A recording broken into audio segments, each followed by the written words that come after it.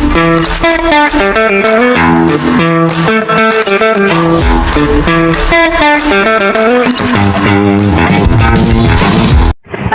mereka murid-murid. Jadi, hari ini cikgu nak awak semua buat pembentangan berdasarkan soalan yang saya buat ini. Jadi, soalan kamu bertiga akan jadi satu kumpulan dan buat pembentangan menggunakan Canva dan bentangkan di hadapan. Ini soalan yang baca. Cikgu, ya, kita kena buat pembentangan. Sebab pembentangan itu salah satu elemen dalam KPPD. Jadi, bagaimanakah KPPD ini membantu dalam PBD, penaksiran bilik darjah? Assalamualaikum warahmatullahi wabarakatuh. Jadi, hasil pembentangan kami pada hari ini ialah pendekatan KPPD dalam meningkatkan kualiti PBD. Jadi, mari kita lihat pengenalan kepada pembentangan kami pada hari ini. Yang pertama, definisi PBD. PBD ialah pentaksiran bilik darjah yang merupakan proses yang dijalankan secara berterusan oleh guru semasa proses pengajaran dan pembelajaran untuk menilai perkembangan, kemajuan serta penguasaan murid. Seterusnya, definisi KPPB. KPPB merupakan kapasiti pedagogi pembelajaran bermakna yang bermaksud keupayaan guru dalam merancang pengajaran yang mendalam untuk memastikan murid sekadar bukan menghafal, malah mampu menghubungkan ilmu dengan dunia sebenar melalui kemahiran 6C dan penggunaan teknologi. Seterusnya, kepentingan KPPD dalam PBD. Yang pertama, dapat meningkatkan kualiti pentaksiran. PBD menjadi lebih bermakna apabila melibatkan soalan dan tugasan yang mencabar pemikiran murid. Murid akan mampu berfikir secara kritis kerana soalan yang diberikan beraras tinggi. Seterusnya, dapat menggalakkan pemikiran kritis dan kreatif kerana murid tidak hanya menghafal tetapi mampu memahami, menganalisis dan mencipta berdasarkan soalan tugasan. Yang ketiga, KPPD ini membantu guru menilai tahap sebenar penguasaan murid. KPPD memberi gambaran lebih jelas tentang kebolehan murid dalam situasi sebenar dan akhir sekali menyediakan murid menghadapi cabaran dunia sebenar. Murid ini dilatih menyelesaikan masalah dan membuat keputusan secara rasional. Murid tidak hanya menghafal fakta semata-mata untuk menduduki ujian, namun murid dilatih berdasarkan soalan-soalan supaya mereka mampu menghadapi dunia sebenar yang mencabar ini. Seterusnya, kita beralih kepada sejarah awal PBD. Sejarah awal PBD ini bermula sebagai usaha untuk menambah baik sistem pentaksiran pendidikan di Malaysia yang sebelum ini terlalu berfokus kepada peperiksaan semata-mata. Pada peringkat awal, pentaksiran ini lebih tertumpu kepada ujian bertulis seperti UPSR, PMR ataupun PT3 dan SPM. Seiring dengan perubahan dalam sistem pendidikan, Kementerian Pendidikan Malaysia telah memperkenalkan pentaksiran berasaskan sekolah PBS sekitar tahun 2011. PBS ini menekankan kepada pentaksiran yang lebih menyeluruh yang merangkumi aspek akademik, sasiah dan juga kokurikulum. Seterusnya, namun pelaksanaan PBS ini menghadapi beberapa cabaran seperti beban kerja guru dan kekeliruan dalam pelaksanaan. Oleh itu, penambahbaikan dilakukan dan akhirnya diperkenalkan pentaksiran bilik darjah secara rasmi pada tahun 2016 sebagai salah satu komponen utama PBS yang diperkemas. PBD ini juga menekankan secara berterusan dalam proses pengajaran dan pembelajaran PDP di mana guru lebih menilai murid secara formatif melalui pemerhatian, soal jawab, tugasan dan aktiviti dalam kelas. Pendekatan ini selari dengan aspirasi Pelan Pembangunan Pendidikan Malaysia PPPM 2013-2025 yang ingin melahirkan murid yang seimbang dari segi intelek, emosi, rohani dan social skills. Seterusnya, garis masa perkembangan PBD di sekolah. Pada tahun 2011, Kementerian Pendidikan Malaysia memulakan PBD sebagai sebahagian daripada pentaksiran berasaskan sekolah PBS dan dikenali sebagai pentaksiran sekolah PS. Seterusnya, beralih pada tahun 2016, pentaksiran sekolah PS ini ditukar secara rasmi kepada pentaksiran bilik darjah PBD untuk memberi fokus kepada pentaksiran formatif. Seterusnya, setelah meningkatnya tahun pada 2018, KPM mengumumkan pemansuhan kaedah pengujian berorientasikan peperiksaan, iaitu peperiksaan pertengahan dan akhir tahun untuk tahap 1, iaitu murid tahun 1 dan 2 dan 3. Seterusnya, pada tahun 2019, panduan pelaksanaan PBD edisi kedua dikeluarkan, ianya untuk mengukuhkan peranan PBD dalam sistem pendidikan. Seterusnya, pada tahun 2021, pemansuhan peperiksaan tahap 1 secara menyeluruh dan digantikan sepenuhnya dengan PBD. Ini bermakna murid tahun 1 tidak akan menjalani peperiksaan dan hanya dinilai berdasarkan PBD. Seterusnya, pada tahun 2022 hingga sekarang, PBD terus diperkasakan sebagai kaedah utama untuk mengukur tahap penguasaan murid secara holistik, iaitu berdasarkan tahap penguasaan 1 hingga tahap penguasaan 6 berpandukan kurikulum. Seterusnya, maklumat asas KPPB. Konsep asas KPPB ini berfokus kepada integrasi ilmu di mana pelajar menggabungkan kefahaman daripada pelbagai topik atau subjek melalui konsep interdisiplinari, iaitu terdapat 3 komponen utama dalam reka bentuk pembelajaran ini, iaitu the big idea. Idea utama, tema besar yang menghubungkan pelbagai disiplin ilmu. Essential question, iaitu soalan pencetus idea, soalan yang merangsang pemikiran mendalam dan kaitan dunia sebenar. Seterusnya, backward design, iaitu reka bentuk terbalik, merancang pembelajaran bermula daripada hasil yang ingin dicapai, iaitu objektif, sebelum menentukan aktiviti dan pentaksiran. Seterusnya, model dan kerangka kerja KPPB. Pelaksanaan KPPB ini dipandu oleh beberapa model utama untuk memastikan keberkesanannya. Kompetensi pembelajaran bermakna 6C, iaitu fokus kepada gabungan 6 kemahiran utama, iaitu karakter sasiah, citizenship kewarganegaraan, collaboration kolaborasi, communication iaitu komunikasi, creativity dan critical thinking iaitu pemikiran kritis. Kemudian, model reka bentuk pembelajaran ini merangkumi 4 elemen, iaitu rakan pembelajaran, persekitaran pembelajaran, memanfaatkan digital dan amalan pedagogi. Selain itu, kerangka ini juga merangkumi model 3E, iaitu digunakan dalam pemilihan alatan digital dan research. Dan akhir sekali, model 3R, iaitu teras pembelajaran bermakna yang merangkumi rigor, relevance dan juga relationship. Ia bertujuan bagi memastikan pembelajaran mendalam, bermakna dan mampu dikaitkan dengan kehidupan sebenar murid.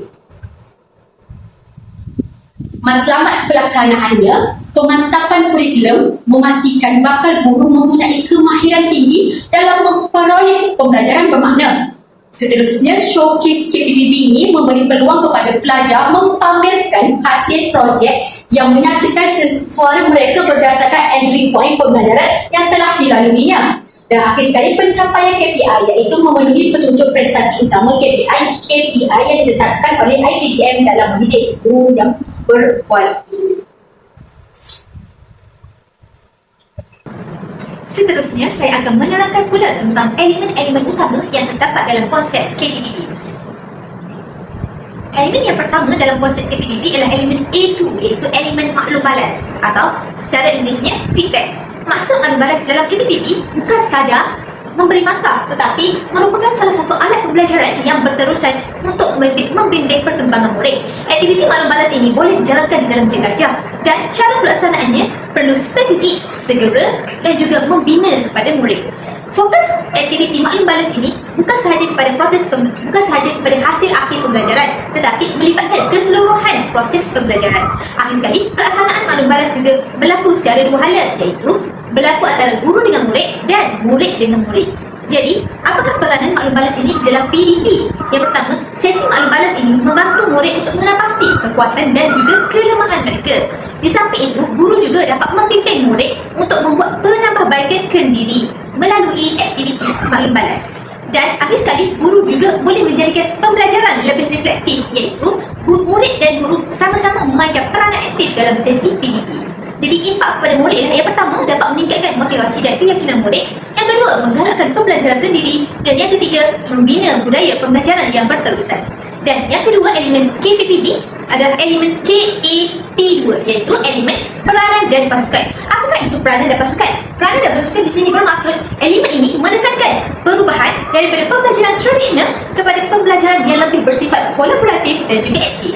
Cara pelaksanaannya ialah guru bertindak sebagai fasilitator dan pembimbing serta juga mentor kepada murid, di mana guru bukan sahaja menyampaikan pengajaran 100%, guru memainkan peranan aktif sebagai fasilitator di dalam kelas dan murid menjadi ejen aktif dalam sesi pembelajaran. Akhir sekali, pembelajaran juga berlaku melalui sesi kerjasama dan perkongsian idea antara murid dalam pasukan.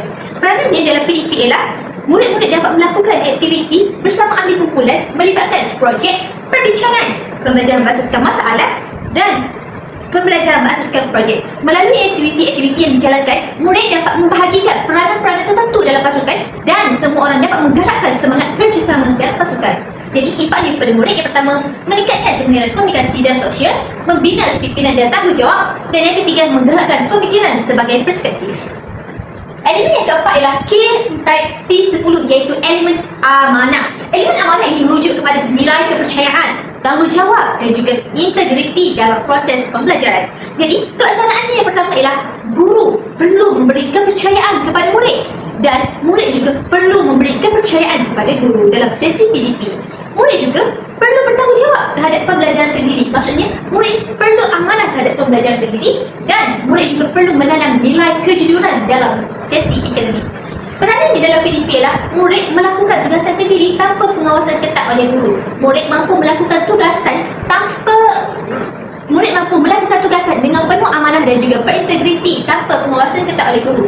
Dan asas yang dinilaikan dalam elemen ini adalah asas kepercayaan. Dan juga apakah impaknya kepada murid? Impaknya kepada murid yang pertama ialah membentuk sasih dan juga etika, meningkatkan disiplin diri dan membina hubungan saling percaya antara guru dan murid serta murid dan murid. Elemen yang keempat ialah elemen R1, iaitu rigor, bermaksud ketegasan. Apakah itu ketegasan? Ketegasan bermaksud tahap cabaran dan tahap cabaran intelektual yang tinggi dalam sesi PDP. Yang pertama ialah elemen ini menekankan elemen KBAT, iaitu kemahiran berfikir aras tinggi yang dilaksanakan dalam sesi PDP.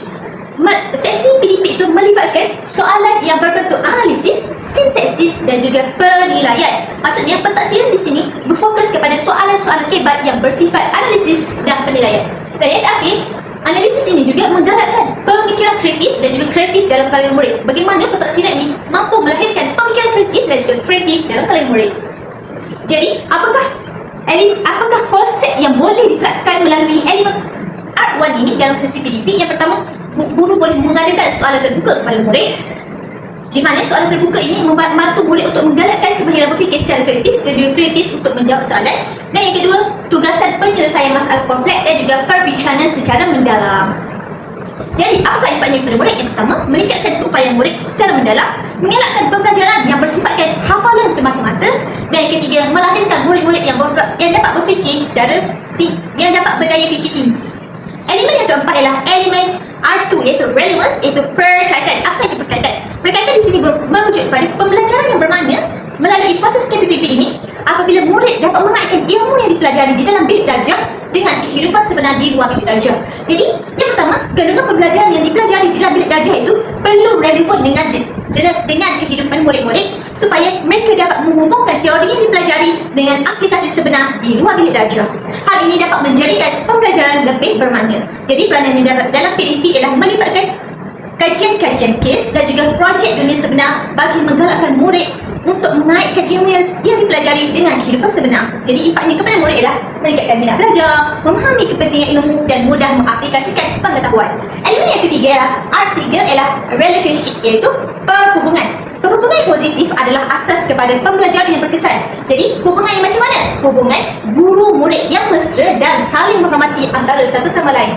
Yang kedua, persekitaran emosi yang selamat. Dan ketiga, sokongan sosial dalam kelas. Jadi, peranan elemen R3 dalam kelas ini merujuk kepada sifat dan juga hubungan antara guru dan murid supaya dapat memupuk suasana pembelajaran yang lebih kondusif kepada murid. Contohnya, guru perhatian terhadap murid, aktiviti membina kepercayaan dan juga komunikasi terbuka antara guru dan murid bagi mengeratkan hubungan antara mereka. Dan apakah impaknya kepada murid? Impaknya yang pertama ialah meningkatkan keyakinan diri, mengurangkan tekanan pembelajaran di dalam bilik darjah, dan yang ketiga menggalakkan penglibatan aktif murid. Dan elemen E melibatkan E1, E2 dan juga E3. E1 melibatkan engagement, iaitu penglibatan.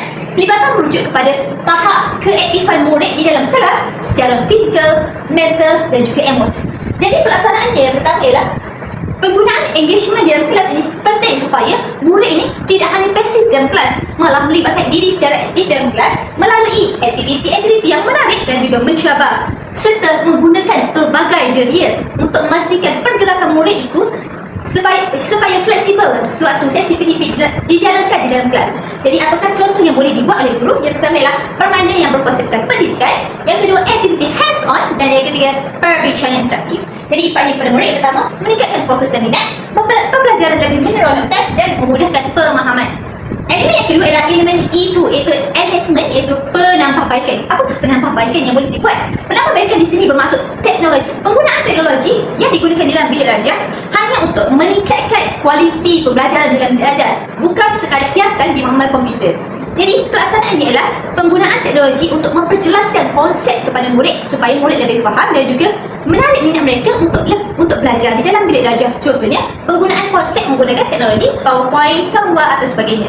Yang kedua ialah membantu visualisasi idea kepada murid dan menyokong gaya pembelajaran murid yang berbeza-beza secara auditory, kinestetik dan sebagainya. Jadi peranan penggunaan teknologi dalam bilik darjah ini boleh melibatkan aktiviti video, simulasi, animasi dan platform pembelajaran digital dan sebagainya. Jadi impak penggunaan teknologi pada murid ialah dapat menjadikan murid lebih memahami konsep kompleks yang sukar dipelajari dalam kelas, malah mereka mempelajarinya menggunakan bantuan teknologi supaya mereka lebih mudah faham apa yang ingin dipelajari. Yang kedua, dapat menjadikan sesi pembelajaran lebih menarik dan akses kepada sumber-sumber luar. Akses kepada sumber luar bermaksud di sini mereka boleh mencari idea-idea luar yang menggunakan konsep teknologi. Dan elemen yang seterusnya, elemen E3, iaitu perluasan, iaitu extension. Apa elemen extension? Extension di sini bermaksud pembelajaran tidak hanya berhenti di dalam bilik darjah sahaja, tetapi dikembangkan kepada tahap yang lebih tinggi. Maksudnya pembelajaran tidak hanya terbatas di dalam bilik darjah. Hal ini penting bagi menggalakkan penerokaan lanjut oleh murid-murid dan mereka dapat mengkaitkan pembelajaran di dalam bilik darjah dengan dunia luar. Hal ini dapat membina pembelajaran yang bagus sepanjang hayat. Contoh aktiviti yang boleh dilakukan ialah projek lanjutan, kajian kendiri dan aktiviti di luar kelas. Jadi apakah impak aktiviti ini dilaksanakan? Yang pertama ialah mengembangkan pemikiran murid, iaitu pemikiran mereka tidak hanya terbatas kepada ilmu yang dipelajari di dalam kelas sahaja. Yang kedua, menjadi pembelajar yang berdikari dan aktif. Dan yang ketiga, meningkatkan kreativiti. Elemen seterusnya ialah elemen NRFB, iaitu memanfaatkan kemudahan teknologi. Teknologi di sini digunakan secara bermakna dan juga strategi. Bermaksud penggunaan teknologi ini perlu digunakan dengan betul dan juga tepat. Maksudnya fokus penggunaan teknologi ini untuk pembelajaran, bukan sekadar guna alat teknologi, tetapi guna dengan tujuan untuk belajar. Jadi hal ini dapat menyokong inovasi PDP supaya suasana pembelajaran lebih menyeronokkan. Jadi apakah impaknya pada murid? Yang pertama, dapat meningkatkan literasi digital dalam kalangan murid, pembelajaran lebih fleksibel dan persediaan ke arah dunia digital. Jadi elemen terakhir dalam KPPB ialah elemen NPM, iaitu elemen belajar, cara belajar. Elemen ini menekankan kemahiran metakognitif, iaitu kebolehan murid untuk memahami dan mengawal cara mereka belajar. Pelaksanaannya ialah guru mengajar strategi pembelajaran yang berkesan, contohnya menggunakan peta minda, nota interaktif, teknik ulang gaji dan sebagainya. Yang kedua, guru ini menggalakkan murid membuat refleksikan diri selepas pembelajaran. Maksudnya murid ini jadi ejen aktif yang mencari ilmu sendiri selepas mereka belajar. Dan yang ketiga, guru ini membimbing murid mengenal pasti gaya pembelajaran mereka, sama ada secara kinestetik, auditory dan sebagainya. Jadi peranan di dalam PDP ialah elemen ini memastikan murid sedar cara pembelajaran yang paling berkesan untuk diri sendiri. Murid dapat menguasai kemahiran untuk menilai pembelajaran sendiri dan murid dapat membuat refleksikan diri untuk penambahbaikan. Pelaksanaan KPPB dalam PBD boleh dilaksanakan secara berkesan dengan mengintegrasikan elemen-elemen KPPB bersama kompetensi global 6C, iaitu critical thinking, creative thinking, communication, citizenship, character dan juga collaboration. Dalam PBD, pelaksanaan KPPB berlaku secara berterusan melalui elemen A2, iaitu elemen maklum balas, di mana guru memberikan respon yang spesifik dan membina bagi membantu murid menambah baik sesi pembelajaran mereka secara berperingkat. Pentaksiran ini bukan sahaja berfokus kepada perkembangan menyeluruh murid, tetapi bukan hanya pembelajaran ini bukan hanya berfokus kepada pencapaian akhir murid, tetapi melibatkan pembelajaran yang menyeluruh kepada murid. Selain itu, aktiviti pentaksiran ini direka untuk mengaktifkan kompetensi 6C bagi menguasai kandungan pembelajaran abad ke-21. Jadi, apakah pelaksanaan KPPB dalam PBD? Yang pertama, elemen Art 1, Art 2 dan Art 3 menyokong konsep critical thinking dan citizenship, di mana elemen Art 1 dilaksanakan melalui perbincangan soalan hebat dalam PPD yang memulakan murid menganalisis, menilai dan memberi justifikasi terhadap sesuatu isu. Dan elemen Art 2 pula diaplikasikan dengan mengaitkan tugasan pembelajaran dengan situasi dunia sebenar seperti isu sejarah dan sebagainya. Dan elemen Art 3 iaitu elemen relationship menyokong proses ini dengan melakukan perbincangan terbuka yang menggalakkan murid menghormati pandangan orang lain. Jadi, bagaimanakah konsep KPPB ini menyokong elemen 6C dalam sesi PDP? Yang pertama ialah murid membincangkan isu-isu sejarah di dalam Malaysia bagi mencadangkan langkah-langkah penyelesaian berdasarkan analisis mereka. Dan yang kedua adalah elemen KA T2 dan elemen E1, yang di mana ia menyokong konsep collaboration dan communication, di mana elemen KA T2 iaitu elemen peranan dan pasukan ini dilaksanakan apabila murid ini bekerja dalam kumpulan dan mempunyai peranan yang jelas seperti ketua, pencatat, pembentang dan sebagainya. Elemen E1 melibatkan elemen penglibatan, di mana memastikan semua murid terlibat secara aktif dalam sesi PDP. Dalam PBD, guru dapat membuat pentaksiran melalui sesi pemerhatian terhadap interaksi, perbincangan dan pembentangan murid dalam kumpulan. Dan pelaksanaan PBB dalam PBD juga melibatkan elemen KA T10 iaitu elemen amanah dan juga MPM iaitu aspirasi bagi menyokong karakter energi. Elemen amanah ini diterapkan apabila murid melaksanakan tugasan secara jujur dan bertanggungjawab tanpa menipu. Elemen aspirasi ini juga ditunjukkan apabila murid mempunyai matlamat pembelajaran yang jelas dan berusaha mencapainya. Oleh itu, elemen-elemen ini menyokong konsep PBD dalam kelas dan pentaksiran ini dapat dinilai melalui kreativiti idea dan keberkesanan penyampaian. Akhir sekali, bagi pelaksanaan KPPB dalam PBD, kami MPM iaitu belajar cara belajar ini menyokong seluruh konsep 6C, di mana elemen ini dilaksanakan apabila murid merancang, murid memantau dan menilai pembelajaran mereka sendiri secara sistematik. Jadi, dalam PBD, murid ini dapat melaksanakan refleksi kendiri, di mana refleksi kendiri ini melatih murid untuk menjadi ejen aktif dan membelajarkan diri serta mengumpulkan semua elemen 6C secara menyeluruh. Seterusnya, akhir sekali ialah fungsi KPPB dalam PBD. Fungsi KPPB dalam PBD yang pertama ialah sebagai panduan pentaksiran berterusan, di mana KPPB membimbing murid untuk melaksanakan PBD secara berterusan melalui elemen maklum balas, di mana guru memberi respon yang spesifik dan membina untuk membantu murid menambah baik pembelajaran mereka dari semasa ke semasa. Maksudnya, guru dapat memberikan maklum balas kepada murid di dalam kelas begitu sahaja tanpa menilai pentaksiran akhir. Dan yang kedua ialah menilai perkembangan menyeluruh murid, di mana KPPB memastikan pentaksiran bukan hanya tertumpu kepada pencapaian akademik akhir, tetapi turut merangkumi keseluruhan aspek kemahiran dan juga nilai melalui elemen-elemen yang dipertunjukkan sebentar tadi. Jadi, yang ketiga ialah menjadikan pentaksiran lebih bermakna dan juga relevan, di mana melalui elemen R2 iaitu elemen perkaitan, KPPB membantu guru merancang pentaksiran yang berkait dengan kehidupan sebenar. Jadi, sekaligus meningkatkan kemahiran dan minat murid dalam pembelajaran. Yang keempat ialah meningkatkan kemahiran berfikir aras tinggi, di mana KPPB menggalakkan penggunaan elemen R1 iaitu elemen rigor dalam PBD dengan penyediaan soalan hebat oleh guru kepada murid bagi mencabar pemikiran murid supaya mereka dapat menganalisis, menilai dan membuat keputusan. Dan fungsi yang kelima ialah menggalakkan pelibatan aktif dan kolaboratif murid dalam bilik darjah melalui aktiviti pentaksiran seperti perbincangan dan juga kerja kumpulan. Akhir sekali ialah fungsi KPPB dalam PBD ialah membentuk murid menjadi pembelajar kendiri dan juga ejen aktif di dalam kelas. KPPB ini membantu murid membina kemahiran pembelajaran kendiri melalui elemen-elemen yang diterapkan supaya mereka dapat memantau, merancang dan menilai pembelajaran sendiri secara berkesan.